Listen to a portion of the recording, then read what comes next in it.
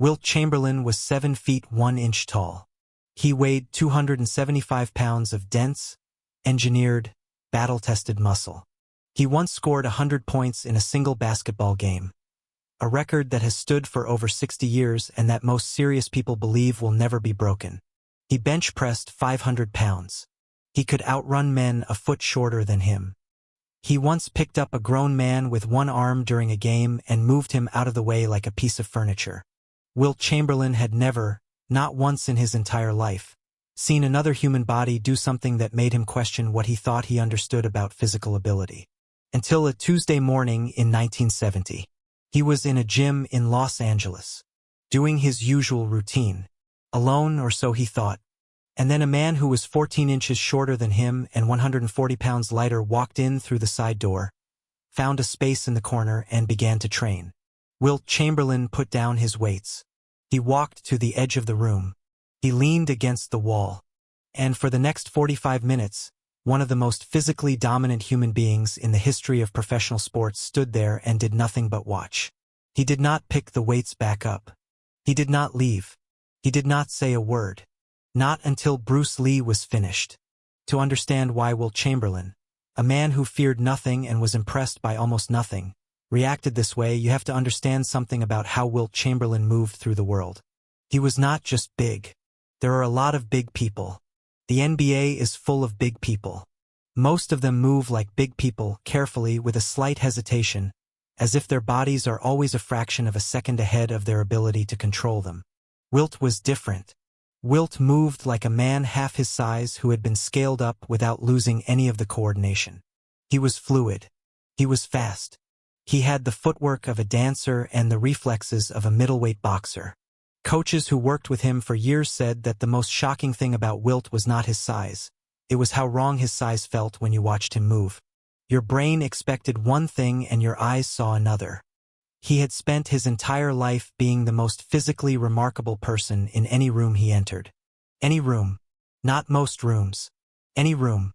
From the time he was 13 years old and already 6 feet 10, Wilt Chamberlain had walked through the world knowing that there was nothing another human body could do that would genuinely surprise him. He had played against men who were considered physical freaks. He had measured himself against the very best and found that he belonged among them and often above them. That certainty was not arrogance. It was data. And on a Tuesday morning in 1970, that data became incomplete. The gym was really more of a private training space. The kind of place that existed in 1970s Los Angeles for people who were too famous or too serious to train where everyone else trained. No mirrors on every wall. No music. Just equipment, space, and silence. Wilt used it 3 mornings a week during the off-season. He had a key. He came early, usually around 7, and trained alone for 90 minutes. He liked the solitude. He liked being in a space where nobody was asking for an autograph. Nobody was measuring themselves against him. That morning he arrived at his usual time. He started with his usual warm-up. Stretching. Light calisthenics. Then he moved to the free weights. About 20 minutes into his session, the side door opened. Wilt glanced over. A man walked in carrying a small bag. He was Asian. Compact. Not tall. He moved through the doorway and across the gym floor with an economy of movement that Wilt noticed immediately, the way you notice when someone walks differently from the way most people walk. Most people waste motion when they move. They overstep. They shift weight unnecessarily. They carry tension in places where tension serves no purpose. This man wasted nothing. He walked to the far corner of the gym, set his bag down, and began to warm up without saying a word. No acknowledgement. No introduction. Not rude, just focused. The way a man focuses when he has been doing the same thing every morning for 15 years and the routine is as natural as breathing. Wilt went back to his weights. For about 5 minutes, the 2 men occupied opposite ends of the gym in complete silence. And then Bruce Lee began to train. If you love Bruce Lee stories, subscribe. I post rare stories every day. The first thing Wilt heard was a sound. Not the sound of weights being racked. Not the rhythmic thud of a jump rope or the squeak of shoes on a gym floor. A sound like a blade cutting through air. Fast. Clean. Repeating. He turned his head. Bruce Lee was moving through what appeared to be a series of combinations. Punches, kicks, blocks, evasions, but moving through them at a speed that Wilt's eyes initially struggled to track. Now, this is important. Wilt Chamberlain's eyes were trained. Not just trained elite. In basketball, at the highest level, you process visual information faster than 99% of the population. You track the movement of 10 bodies simultaneously. You read the trajectory of a ball in microseconds. You see a pass before it happens. Wilt Chamberlain had elite visual processing, and he could not follow what Bruce Lee was doing. Not the gross movements. He could see the kicks. He could see the punches. He could see the general shape of what was happening. But the transitions, the spaces between the movements were gone. Invisible, like frames missing from a film reel. Bruce Lee was in one position, then he was in another position, and the space between those positions did not appear to exist. Wilt set his weights down. He did not decide to do this. His hands simply opened and the weights went down and his body turned to face what was happening across the room.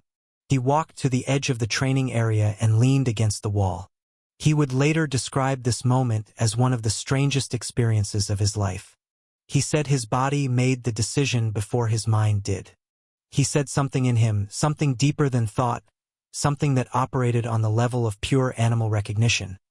Understood that what he was seeing was important and that everything else could wait. For the next 45 minutes, Wilt Chamberlain watched Bruce Lee train. Not a demonstration. Bruce Lee did not know he was being watched. This was the real thing. The thing nobody was supposed to see.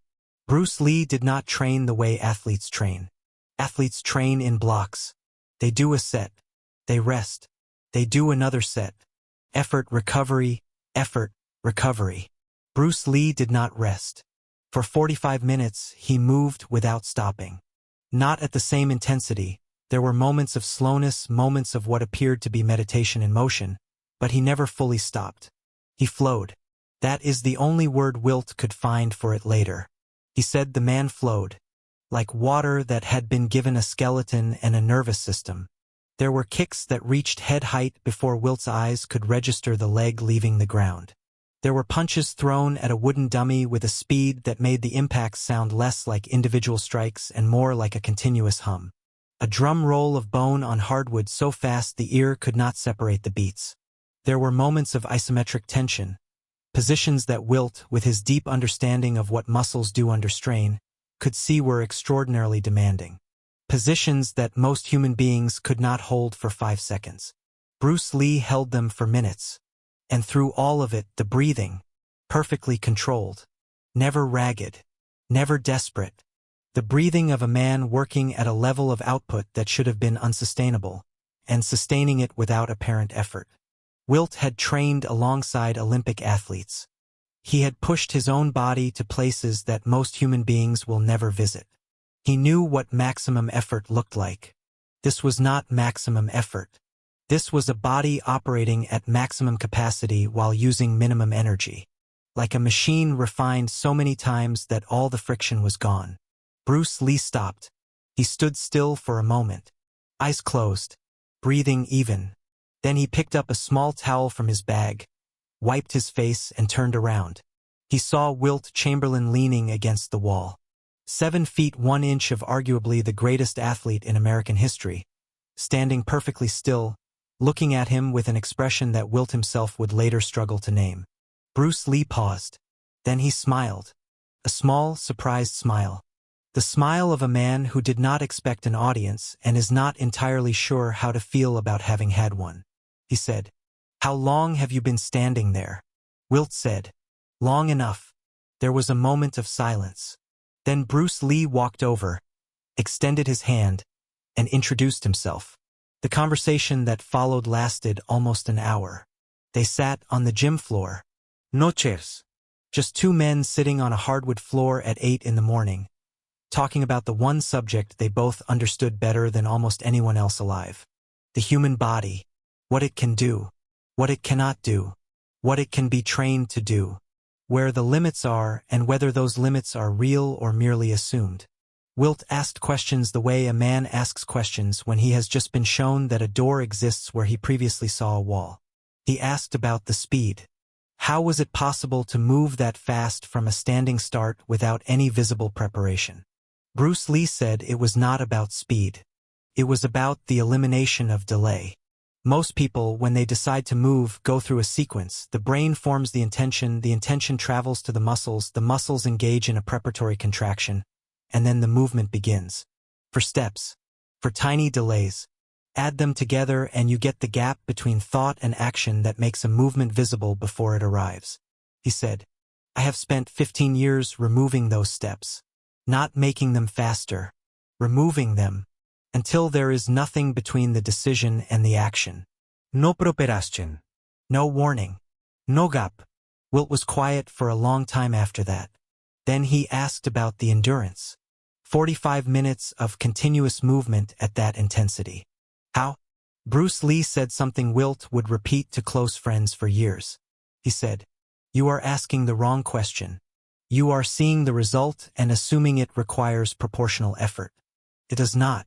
Effort is waste. The more effort you feel, the more energy you are losing to friction, to tension, to parts of your body fighting against other parts. What you saw is not a man working hard. It is a man who has learned to stop working against himself. Wilt sat with that for a long time, because he understood, with the clarity of a man who had pushed his own body to its limits for over a decade, that Bruce Lee had just described a principle that applied to everything. If you love Bruce Lee stories, subscribe. I post rare stories every day. They parted ways that morning with a handshake. Not the careful handshake of two celebrities meeting for the first time. The handshake of two men who had, without planning to, spent an hour in the most honest conversation either of them had had in years. Wilt Chamberlain went back to his car. He sat in the driver's seat for several minutes without starting the engine. He would later tell a friend that he felt, for the first time in his adult life, physically humbled. Not defeated. Not diminished. Humbled in the way that is actually a gift. The way you feel when someone shows you that the ceiling you thought you were touching is actually a floor. And here is the detail that matters most. Wilt Chamberlain changed his training after that morning. Not dramatically. Not overnight. He did not abandon basketball conditioning and take up martial arts. But something shifted. Friends and teammates who trained with him in the months that followed noticed differences. He moved differently.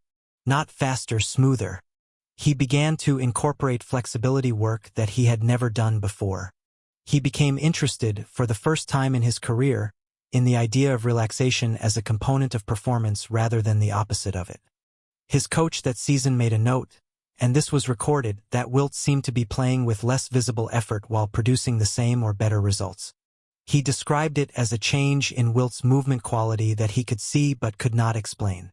Wilt never told his coach where it came from. He never publicly credited Bruce Lee.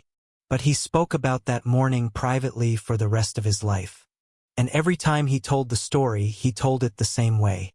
He said, I walked into that gym believing I understood what a human body could do. I walked out knowing that I had been looking at a ceiling and thinking it was the sky. Here is what this story is really about. It is not about who was stronger or faster or more athletic. That comparison is meaningless. Wilt Chamberlain was built for basketball and Bruce Lee was built for something that does not have a single name. Comparing them is like comparing an eagle to a river. It is about what happens when a person who has spent their entire life at the top of one mountain looks across a valley and sees someone standing on a different mountain.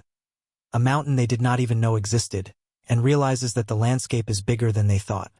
That is the rarest experience in the world for people who are genuinely great at what they do. Because greatness insulates you.